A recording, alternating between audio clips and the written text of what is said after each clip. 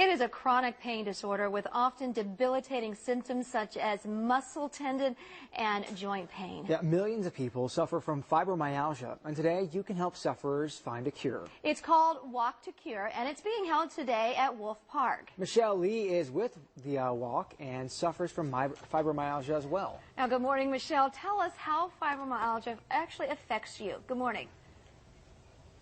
Good morning to you. Thank you so much for having us on. We greatly appreciate it. Fibromyalgia has affected me for over 20 years. I've had over 19 major operations. I've lost my hair. One time all my hair fell out. My nails fell off. And right now, as unfortunately you can see, since taking on this race with all of the strenuous efforts I've had to do, I've lost 4 teeth since January. Wherever my body is weak, that's where it attacks. And thank God I don't have any more surgeries because I'm just not going that route anymore. Now I'm taking charge of my health. It's mind over matter. You can train the brain, as Dr. Sean Mackey says. You can train the brain over the pain. So I do water classes to build my strength, and it's vigorous water classes. It ain't no joke, and it's not splashing around. It's really busting chops. Now, Michelle, you know, fibromyalgia is different for everyone. Can you describe your pain specifically? What does it feel like? Well, I tell you, the best example I can give you, and I've got these prepared for everyone today. You see the clothespin? If you take a clothespin, a really good springed one, and put it on the weakest part of your finger, your pinky finger, give it a good pinch. Try to leave it on there for 3 minutes without taking it off, and try to focus on something else. I feel pain 24/7, 365 days of the year, from the top of my head to the bottom of my toes, and it's electrical. I mean, it's a central nervous system malfunction. This is, you know, it affects your muscles and your strength, and all kinds of other illnesses, direct and indirect, come from fibromyalgia. But the fibromyalgia core issue is in the brain. So when they said it's all in our head, funny thing is, it is in our head. And as you can see, I don't look sick. That's the favorite phrase that people say, well, you don't look sick. Well, I'm very sick, but I don't play a fiddle. You know, we just can't check out. We've got to have hope.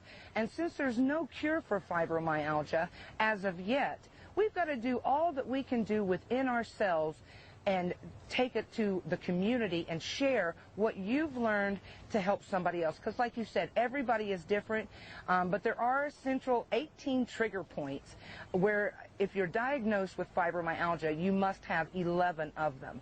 And I've got almost 18. In fact, as I stand here right now, my hip has been dislocated for 4 months, and I've been walking, working, teaching aerobics class and everything on it.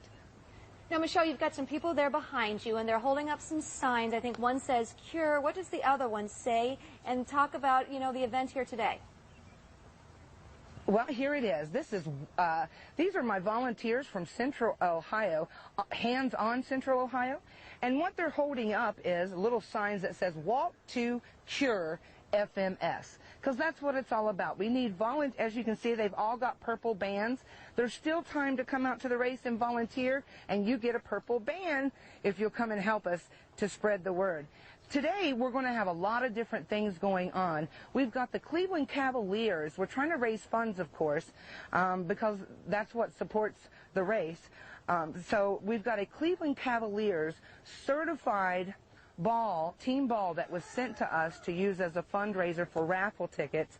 One thing I definitely want to say thank you to City Council member Priscilla Tyson, to Senator Burke and Senator Cafaro, because we now have, as you can see this is a city proclamation designating May 12th in the city of Columbus as National Fibromyalgia Day, and we just passed in the House of Representatives with also a Senate pass of 30-0.